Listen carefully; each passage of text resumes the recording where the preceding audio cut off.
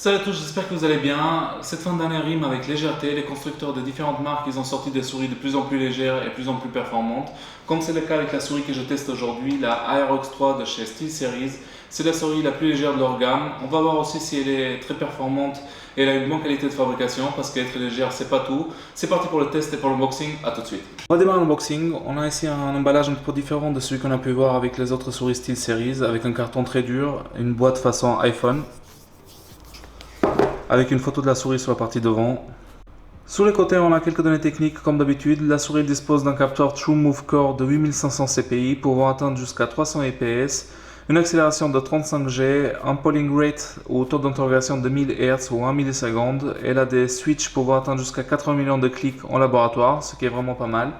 Elle a un design pour droitier avec une finition noir mat pour le modèle actuel. Elle a une mémoire aussi intégrée pour enregistrer jusqu'à 6 profils gamer. Elle a 6 boutons entièrement programmables. Elle a 3 zones RGB Prism Lightning. Elle pèse seulement 57 grammes sans le câble. Elle a aussi des connecteurs USB type C. Elle est compatible PC, Mac ou Xbox One X. À l'intérieur, on a un emballage vraiment classe. On a la souris. Bonne nouvelle, le câble il est détachable en USB-C. Ça c'est assez rare pour les souris gaming.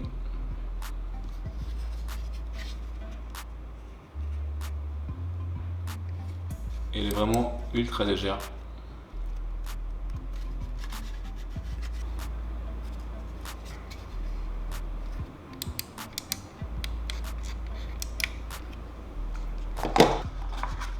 À l'intérieur, on a aussi le câble tressé de 1,8 m. Il est vraiment très léger aussi. Vous pouvez voir, il y a un connecteur USB-C de ce côté-là et un connecteur USB-A pour brancher au PC.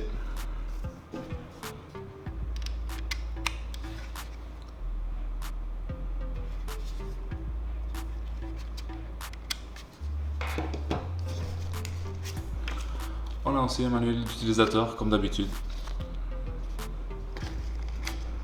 Vraiment très chouette niveau emballage pour cette souris.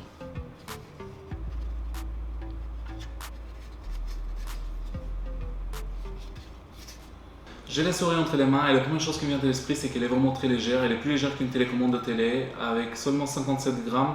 Elle a 10 grammes de moins que le modèle haut, donc ça fait vraiment réfléchir.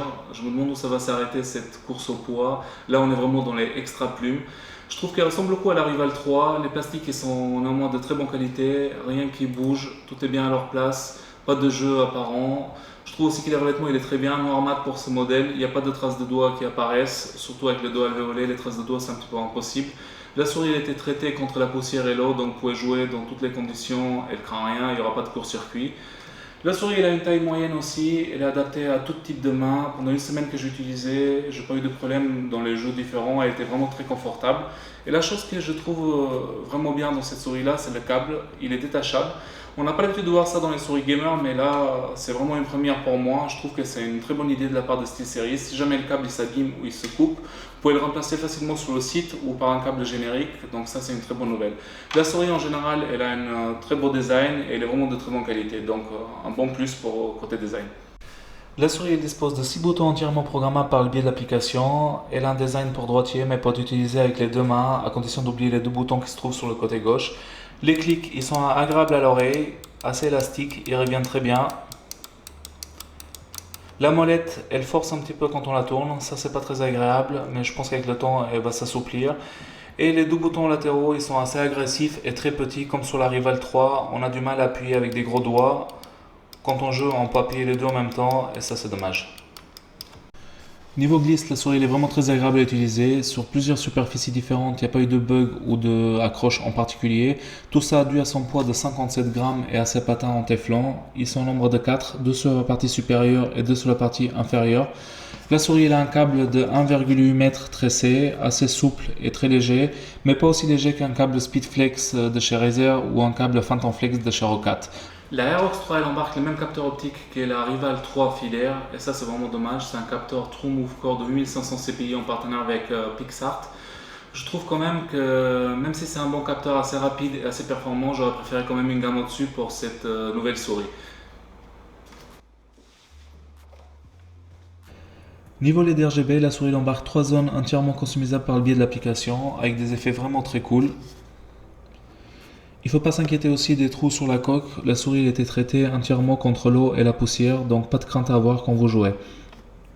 On va parler maintenant de l'application SteelSeries Engine 3 à télécharger depuis le site constructeur gratuitement.